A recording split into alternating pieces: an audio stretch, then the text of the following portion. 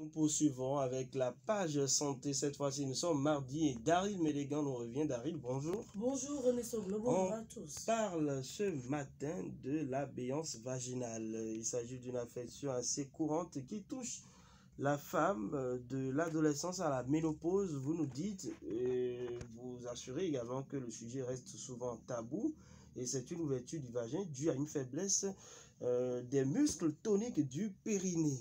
De quoi s'agit-il concrètement? Alors, la béance vaginale ou vulvaire se définit comme la perte de cohésion de la vulve, laissant donc le vagin ouvert exposé à l'air. Donc, il s'agit tout simplement, pour aller terre à terre, il s'agit d'une affection assez courante, comme vous l'avez dit, qui peut toucher les femmes de l'adolescence jusqu'à la ménopause. Donc, toute femme est exposée à cette maladie et nombreuses sont les femmes qui se plaignent donc d'une béance vaginale, mais qui ne parlent pas parce que c'est un sujet tabou, comme vous l'avez dit. Mais elles consultent les gynécologues pour une diminution des sensations, ou des sexologues même, gynécologues ou sexologues, pour une diminution des sensations de pénétration lors des rapports sexuels, soit des problèmes liés à l'ouverture permanente,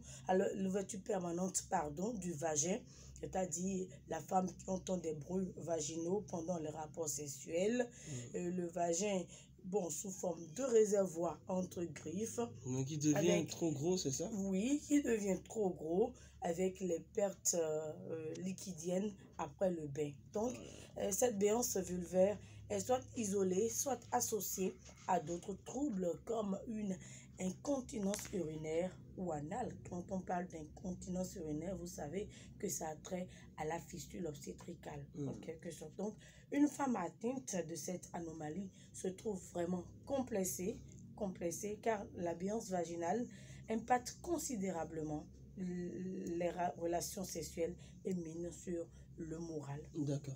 Alors, Daryl, dites-nous, qu'est-ce qui entraîne justement cette anomalie au niveau de la femme? Eh bien, ce que les femmes doivent savoir d'abord est que après plusieurs accouchements, leur corps subit des modifications. Donc, et ce qui est généralement vrai pour les zones visibles comme le ventre, les parties intimes. Donc, et lorsque ces parties intimes sont profondément, je dirais, fragilisées, ce qui est fréquent, donc après un accouchement, il n'est pas sans susciter quelques désordres, d'où la béance vaginale. Donc, on se préoccupe seulement de notre physique alors qu'il y a l'appareil génital même de la femme qui subit des modifications également dont on ne tient pas compte. Donc, la cause principale de la béance vaginale, c'est l'accouchement, la maternité. La maternité à voix basse. À voix basse. Donc, la plupart du temps, lorsque l'expulsion est longue et que le bébé reste longtemps bloqué donc, dans le petit bassin, ça peut créer une béance vaginale. Donc, si elle est associée à des pertes urinaires, c'est qu'il y a d'autres pathologies associées comme la descente donc, de la vessie ou de l'urètre tout simplement. Donc, comme symptôme, on peut dire qu'il y a une diminution des sensations pour la femme et pour l'homme aussi. Parce que si il y a cette béance vaginale, je sais que c'est ça qui vous intéresse. Si la femme souffre d'une béance, vous êtes là pour ça. Si la femme souffre d'une béance vaginale, c'est l'inconfort sexuel. Oui, c'est-à-dire, c'est un peu trop large et l'homme ne ressent rien. Justement. Il se sent comme dans un réservoir, comme vous l'avez dit. Bon, voilà. Du coup, il se balade. En tout cas. Et on ne ressent plus du plaisir véritablement au niveau de la pénétration pendant les rapports sexuels, tout, donc la diminution de la libido. Donc la femme peut sentir également, comme je l'ai dit, des bruits vaginaux, des pertes pendant des rapports sexuels. Donc, et l'augmentation des infections vaginales, parce que lorsqu'il y a la béance vaginale, vous convenez avec moi que tout est ouvert. Donc, la porte est vraiment ouverte aux infections vaginales. Donc, cette anomalie est vraiment difficile à accepter, mais après avoir accouché, je dis bien après avoir accouché, une femme doit pouvoir rapidement renouer avec une sexualité épanouie. Oui. Tout le temps, quand je dis rapidement, c'est pas C'est pas que juste après une semaine, 2 semaines, non. Il y a des normes et vous savez que nous sommes en Afrique. Lorsque la femme accouche par voie basse, donc elle doit bien faire la toilette avec l'eau chaude et tout ça. Donc ça permet donc de raffermir un peu les parois vaginales. Et puis, bon, et il faut rapidement tonifier son périnée avant de s'attaquer aux séances d'abdos ou des séances de rééducation.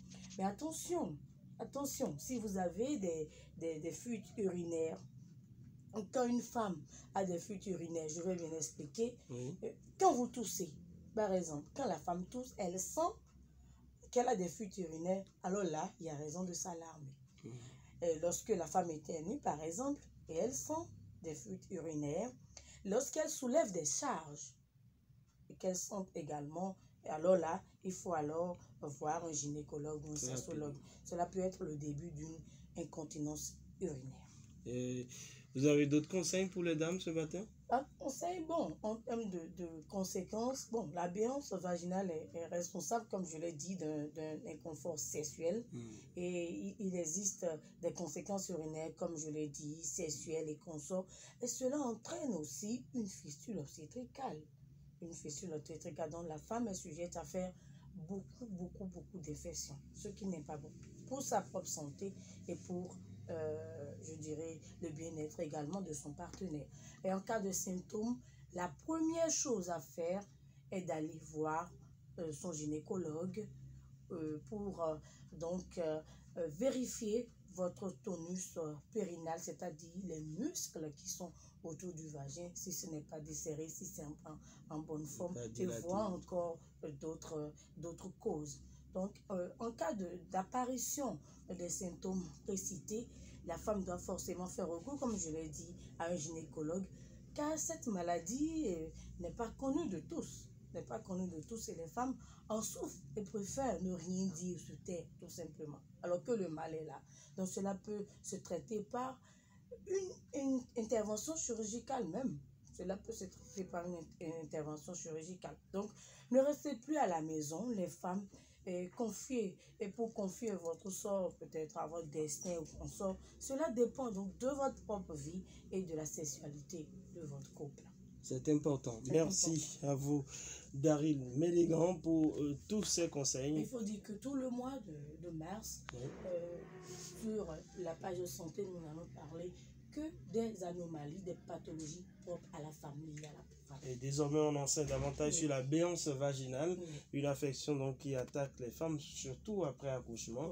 Il ne faut surtout pas se taire, mais tout de suite se référer à son spécialiste, le gynéco, naturellement, pour avoir plus de détails et savoir quoi faire. Merci à vous, Daryl Mélégan. On vous retrouve mardi prochain.